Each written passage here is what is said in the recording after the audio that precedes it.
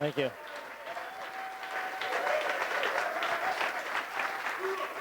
Cool. A soldier in the United States Army fighting a war on battlefield Afghanistan. I'm 9,000 miles from home, living 50 miles from Tajikistan. My mission is to rebuild Afghanistan while ridding her of terrorists. It's 125 degrees in the day, and I'm carrying 75 pounds of equipment. How did I get here? Post 9/11, like you, I'm sure, I had a desire to do something to improve our country and our world. A person with so much, yet I had given back so little. Colleagues, friends, family returned to life as normal after the shocks of 9/11. I could not. I was curious about this strange country, Afghanistan. I began to do research. Hadn't Alexander the Great tried to conquer Afghanistan? A brutal Soviet invasion, followed by a brutal civil war, followed by the rise of extremists who banned photography and education and even kite flying. Now, for the first time, I began to doubt my participation in this globe. My refrigerator was cram-packed with food, yet 1 in 5 Afghan children did not reach their 5th birthday because of lack of food or common disease. I had to do something. Joining the Nebraska Army National Guard is what I would do. At 38, I was too old to join the military. However, after receiving special permission, I completed training and was commissioned a second lieutenant. With my heart set on Afghanistan, I was fighting the Taliban on the front lines within months. Stationed in Camp Span, Mazar-i-Sharif in northern Afghanistan, I was finally doing something. I had a mission. 30, 40 missions later, I felt I should be doing more. Sure, we were getting rid of a lot of bad guys, but were we having an impact on the Afghan civilization? Then the opportunity with the Effect Cell. The Effect Cell was a special unit responsible for rebuilding Afghanistan through civil military operations, building roads, building schools and clinics, digging wells, and providing humanitarian aid such as food, water, and shelter. After agreeing to extend my deployment by 12 months, I was given responsibility to lead this reconstruction team. Rebuilding a civilization that has been around since Muhammad or even Jesus Christ is difficult, if not impossible. A complicated cultural web. Village names are a combination of Russian and Chinese, Arabic and Farsi. Afghans thought we were Russians. Everything was corrupt. Trust between myself, my team, and the local Afghans did not exist. At times, our projects went unfinished or were destroyed by the Taliban. But soon, this Afghan web began to unravel. My Farsi improved. I worked hard to gain the trust of the local villagers, mullahs, and businessmen who I had worked with now for 2 years. Mostly, our trust was forged over many cups of chai. Girls' schools got finished. Clinics opened. Wells produced water. My team completed 31 projects at a cost of $12 million. Whoa! But still, the children. Afghan children captured my heart early on. They were everywhere outside our base, on every corner, on every curb, playing in every gutter. If they were not working by the age of 5, then they were playing in the streets, in the cemeteries, playing on the trash heaps. They'd run alongside our vehicles. They would chase our convoys, and we would throw them candy and water. It's very easy to fall in love with Afghan children. The first year, I gave them everything I owned. My extra clothes, my candy, my toys, Girl Scout cookies. They love Girl Scout cookies. These kids, running, energetic, and innocent, as all children are, were just happy, playing in the dirt.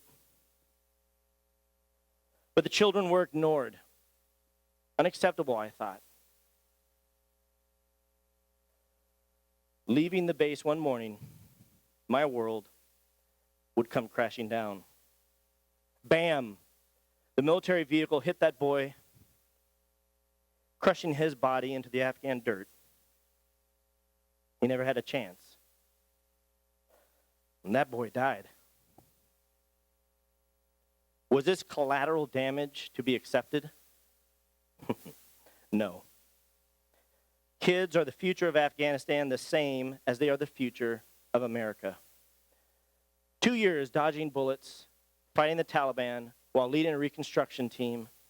Clearly the Taliban was the enemy. But in this war, as in many wars occurring right now across our world, the biggest losers are always the children. They died from everything. They died from bombs. They died from hunger. They died from landmines. They even died from other military vehicles. What really hurt me was knowing they mostly suffered from the absence of hope. And I wanted to do something even more.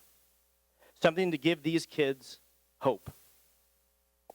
But what would change the hearts of children?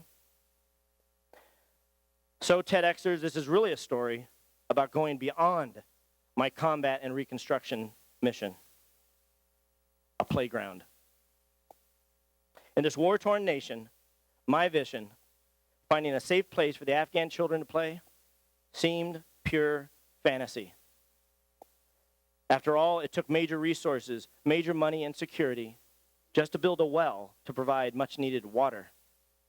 This crazy idea for a park, though, would not go away. What if, I thought, what if the kids on our base and around our base didn't have to play in the streets, they didn't have to play in the gutters or the minefields?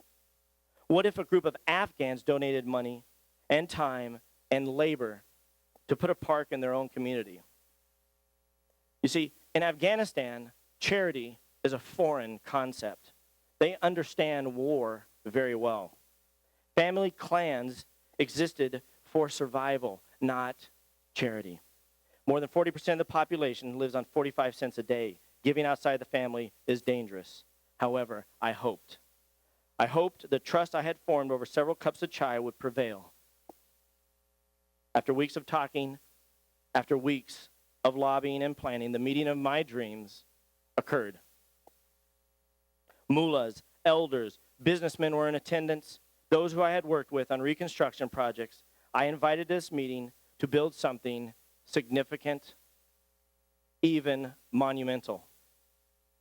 The first Afghan businessman took out a stack of cash, held it over his head, and announced ceremoniously that he is giving this for the construction of a park.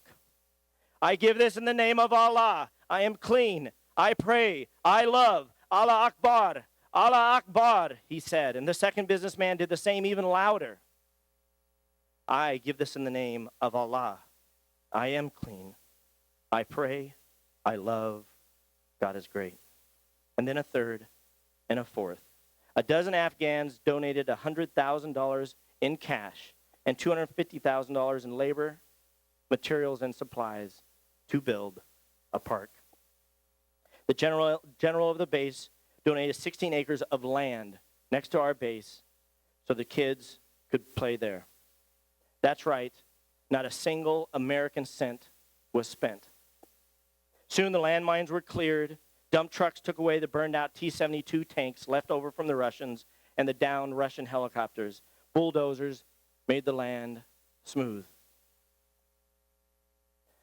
Local Afghan construction crews installed swing sets and picnic spots.